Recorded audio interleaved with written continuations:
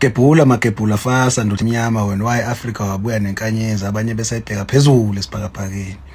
Lalela ke webhuti namhlanje ngizoqeda amanga se-survive for more than 50 years. Ngizoqeda amanga namhlanje amanga esakhandelwa wona ukuze kuzokwenziwa imali. Namhlanje ngizoqeda amanga asehlala isikhathi eside ekholwa abantu betshela ukuthi iqiniso kanti ngingamanga lokho. Bafowethu ayikho i-team esuccessful okwedlula iOrlando Pirates eSouth Africa.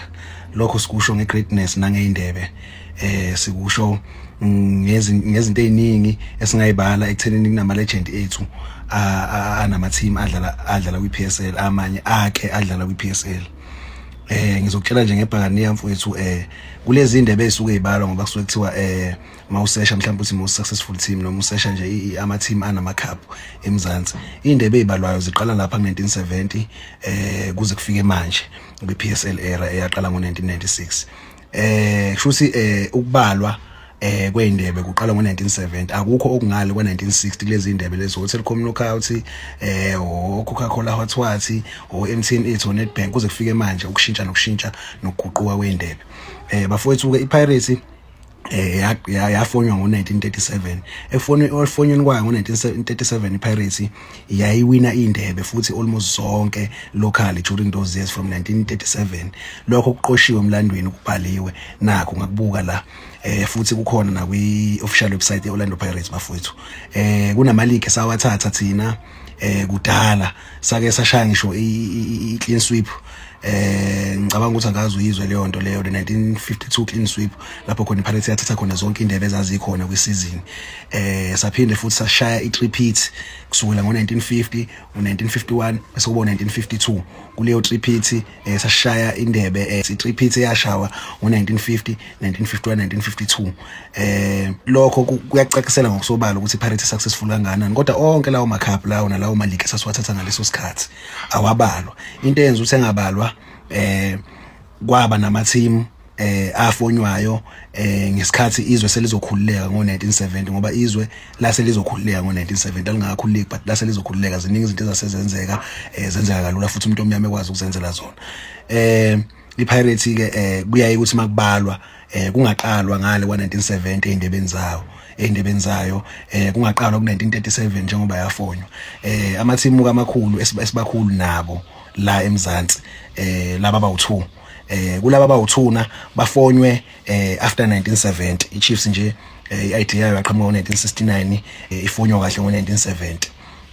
Umntawonge sebuya lephesheya lo umntawonge wayefoma iChiefs wayekade edla indebe nePirates from those years wayedlala ngayo lo mnyaka le wayedla indebe winner lezi indebe esengabalwa manje uma kuqala kubalwa indebe ukuthi ubani unendebe eningi eMzansi. Ungezwanga umuntu ekutshela abafowethu thina singamabhakabhaka amadala hayi ngeminyaka nangomqondo nangolwazi olunzulu bafowethu siyalwazi udaba siyayazi history bafowethu and iPirates kade yayifaka le information kuphela ukuthi ngekuzuzo lama favorite journalist akho eniwathandayo enu ekhuluma ngale information ngoba ayazi ukuthi is not good for ibusiness lebhola laseMzansi.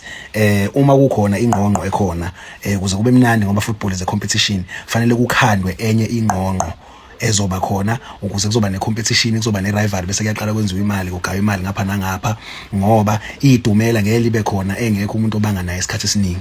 Iyona ke eyenza ukuthi amanye amaqembu ekhandwe esekhandela ukuthi ezoba nerivalry against iPirates ngoba iPirates yayisiwanqumile ama team. I-team yayizame ukuthi isithikameze embusweni wethu from ngo1937 until 1969 iSwallows yayisikhona ke during those days iwathathe nama cup njengoba isingasekho nje nayo ungazi ukuthi umlando wayo warajelwani neoriginal Soweto derby okufanele ngabe iSwallows nePirates has to be written off ngoba kumele ibhola lenze imali ibhola futhi libusiness bafowethu kufanele sikwazi lokho. Iyona into engifuna ukuchazela ke yona leyo bhakaniya elihle le ngizoyifaka ilink yale information engifakele yona la izokuthatha straight yokubeka kwi-Orlando Pirates website izofika itshele kahle mfana wethu ukuthi umlando weBhakaniya wawunjani, nawo umlando owabhalwa lona and wawungashuthwa ngoba ngaleso sikhathi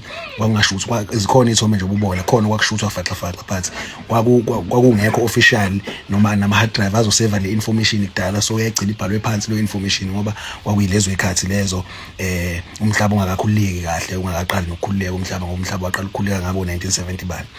So ke iyona information ebengifuna ukuyishare abafethu namhlanje leyo, futhi ngisho ukuthi yithi amabhokholo ebhola laseMzansi, yithi obaba bebhola laseMzansi, yithi isibonelo samathima aseMzansi, yithi isibuko samathima aseMzansi, uMagebhula wagebhula umhlaba amasipala obhekisa phezulu, iBhakaniya ela eAfrica labuya nenkanyezi iphila, abanye besayibuka phezulu esibhakabhakeni. Bafana bakithi abekho abangasitshena thina umdlalo wasukuba kunamuntu, le game usisodwa, ibhola siqodle ekhwapheni, ukuthi sisuke senzele ukuthi kube mnandi kwi-country, kube nolwazi olusekhuletayo lusekhulethela ukuthi kwenziwe imali ngalo. Kodwa iqiniso limile likhona futhi libhaliwe lilotshiwe, alisoze lacishwa. Ungayiseshela wena uyibonele. Gebhula Magebhula fasa ndoda emnyama, yimi ibhakabhaka elingancithezi, yimi leli bhakabhaka eseluhluphe selikhipha information eningi abaningi abangayazi, yilo leli bhakabhaka elilokhulumile licindezele, yilo leli bhakabhaka libabeka unyawo emqaleni. Bonke abafana umlando siyawuqondisa abafana, mningi umlando waduka abafana bakithi, ngisho waKwaZulu umlando waduka kanjena, kodwa ngenhlanhla omunye bawubhala,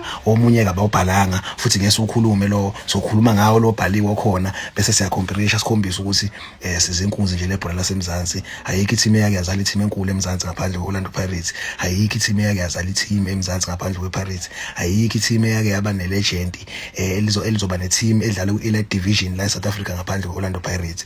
Orlando Pirates is the mother of all, Orlando Pirates is the father of all.